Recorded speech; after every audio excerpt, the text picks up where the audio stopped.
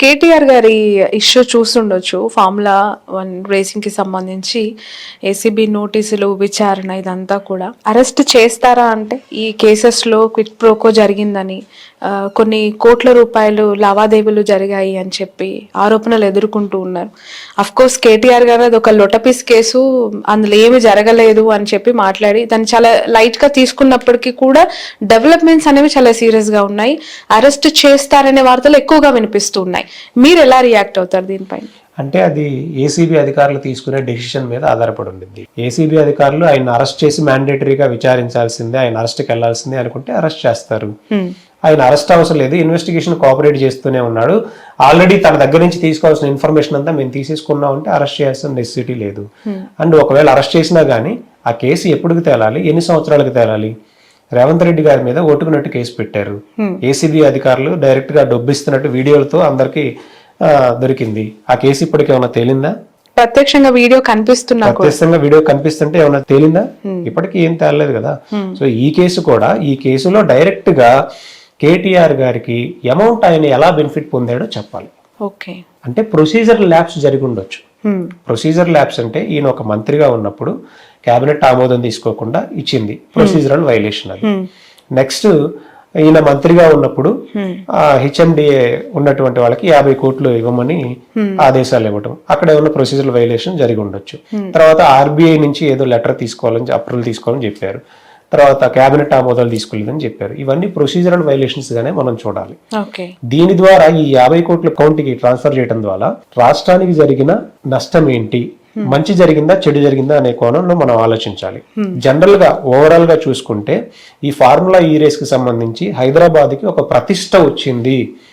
ప్రపంచవ్యాప్తంగా భారతదేశంలో ఉన్నటువంటి కేవలం హైదరాబాద్ నే ఎందుకు చూస్ చేసుకున్నారు? పెద్ద పెద్ద నగరాల్లో ఎందుకు చూడాలి? ఇప్పుడు ఇది లండన్, బీజింగ్ ఇలాంటి మహానగరాల్లో కండక్ట్ చేసేటువంటి ఈ ఫార్ములా ఈ రేసు ఇక్కడ ఎంత అవేర్నెస్ వచ్చింది అండ్ ఎంత ఇన్ఫ్రాస్ట్రక్చర్ డెవలప్ అవబోతుంది. సో ఇవన్నీ చూడాలి కదా. జనరల్ గా మనం చూసుకుంటే ఆల్మోస్ట్ ఆ రోజు వాళ్ళు ఫార్ములా ఈ రేస్ వాళ్ళు రాసినట్టు వాళ్ళు డైరెక్ట్ గా వెబ్సైట్ లో అండ్ బ్లాగ్స్ లో రాశారు అనమాట. వాళ్ళ వెబ్సైట్ లో చేశారు. రాష్ట్రానికి 700 కోట్ల రూపాయలు ఆదాయం వచ్చినట్టు చూపించారు అనమాట. సో అదంతా తెలంగాణ రాష్ట్రానికి జరిగిన బెనిఫిటే కదా. ఇప్పుడు 50 కోట్లు ట్రాన్స్ఫర్ అకౌంట్ చేశారు. మళ్ళీ కేటీఆర్ గారికి ఏమన్నా రిటర్న్ వచ్చినాయా? అవినీతి ఎక్కడన్నా జరిగిందా? అది ప్రూవ్ చేయాలిగా. ఇప్పుడు అకౌంట్ నుంచి అమౌంట్ వెళ్ళింది, మళ్ళీ కేటీఆర్ గారు దాన్ని తీసుకున్నారా? ఆయనకి ఏమన్నా పర్సనల్ గా బెనిఫిట్ జరిగిందా? ఇవన్నీ ప్రూవ్ అయినప్పుడు మాట్లాడుకోవాలి. నిజంగా ఆయన అరెస్ట్ అయితే కేటీఆర్ గారికి ఇంకా బెనిఫిటే జరిగింది ప్రజల్లో.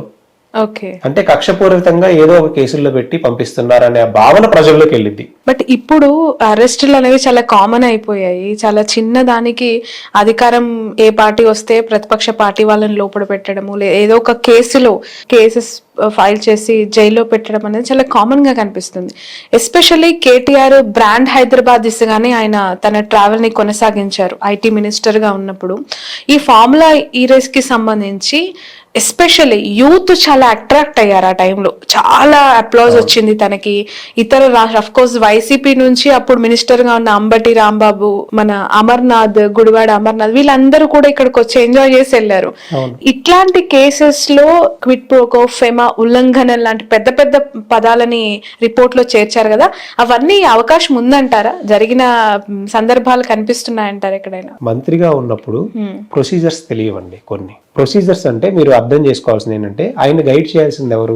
అధికారులు ఎవరు? IAS officers. ఈ ప్రొసీజర్స్ అన్ని ఎవరికి తెలుస్తాయి? వాళ్ళకి తెలుస్తాయి. ఆయన ఆదేశాలు ఇచ్చాడు, దాన్ని ఇంప్లిమెంట్ చేయాల్సిన బాధ్యత ఎవరికి ఉంది? ప్రాపర్ గా గైడ్ చేయాల్సిన బాధ్యత ఎవరికి ఉంది? వీళ్ళకుంది. వీళ్ళు గైడ్ చేశారా, చేయలేదా? ఆ కోణంలో కూడా చూడాలిగా. ఇప్పుడు అధికారులను కూడా విచారిస్తూ ఉన్నారు, అధికారులకు కూడా నోటీసులు ఇచ్చారు కదా. ఇస్తారు డెఫినెట్ గా. ఎందుకంటే ఇదంతా కేసు మొత్తం ఇన్వెస్టిగేషన్ జరిగి ఫైనల్ గా జడ్జిమెంట్ డే వచ్చిందో చూద్దాం.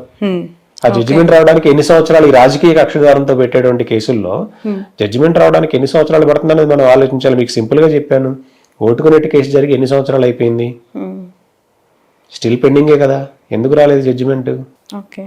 సో ఇది కూడా ఇలా ఒక పార్టీ వచ్చిన తర్వాత ఇంకొక పార్టీ మీద అలిగేషన్స్, వాళ్ళకి ఏదైనా అవకాశం దొరికితే ఎప్పుడు కేసులు పెడుతూనే ఉంటారు.